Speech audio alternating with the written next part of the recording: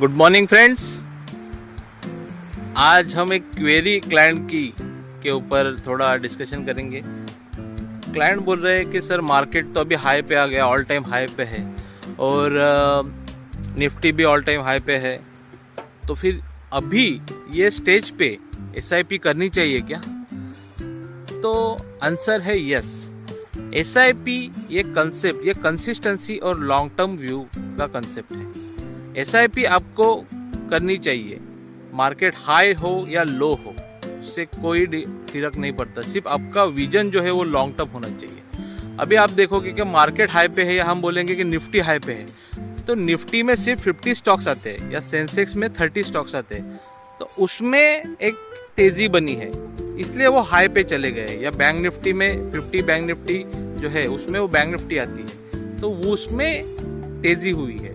लेकिन पेंडिंग के जो भी स्टॉक्स है, निफ्टी नेक्स्ट 100 स्टॉक्स बोलेंगे या निफ्टी नेक्स्ट 200 स्टॉक बोलेंगे, उसमें तो रिकवरी आना बाकी है।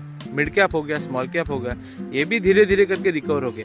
और हम जब भी म्यूचुअल फंड का पोर्टफोलियो बनाते हैं तो वो हम क्या सिर्फ एक ही फंड नहीं लेते, हम डाइवर्सिफाई करते हैं। जैसे हमने लास्ट वीडियो में देखा था कि हमें डाइवर्सिफाई कैसे करना है। मल्टी एसेट फंड में हम डाइवर्सिफाई करते हैं, उसके बाद फ्लेक्सी कैप हो गया, हाइब्रिड फंड हो गए, तो वो स्टॉक्स में तो अभी तक तेजी आई नहीं है। तो हमें मार्केट ऑल टाइम हाई है इसलिए हमारा एसआईपी हमें स्टॉप करना है, या फिर नया कुछ आप इन्वेस्टमेंट करना चाहते हो या नया एसआईपी शुरू करना चाहते हो, तो आपको डरने की बात नहीं है। और जो फंड मैनेजर जो रहते हैं वो ऐसे नहीं है कि ऊपर जा रहा है स्टॉक उसमें ही आप इन्वेस्टमेंट कर रहे हैं। फंड मैनेजर ऐसे भी नहीं है।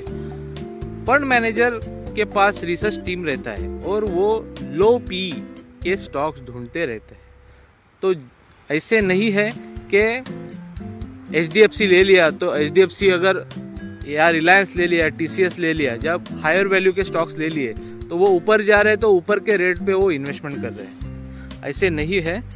वो लो पी के जो भी स्टॉक्स है उसमें वो नया फ्रेश इन्वेस्टमेंट जो आता है मंथली एसआईपी का वो करते हैं। तो हमें डरने की बात नहीं कि मार्केट ऊपर गया है इसलिए मैंने एसआईपी अभी स्टार्ट हुआ तो फिर हमें रिटर्न मिलेगा क्या, ऐसे डरने की बात नहीं। सिर्फ आपका जो विजन है या आपका टाइम होरिजन है वो लंबा चाहिए, लॉन्ग टर्म चाहिए। जैसे 10 साल 15 साल अगर आपका टाइम उतना है और कंसिस्टेंसी आप इन्वेस्टमेंट कर सकते हो तो रिटर्न तो आपको बनेंगे।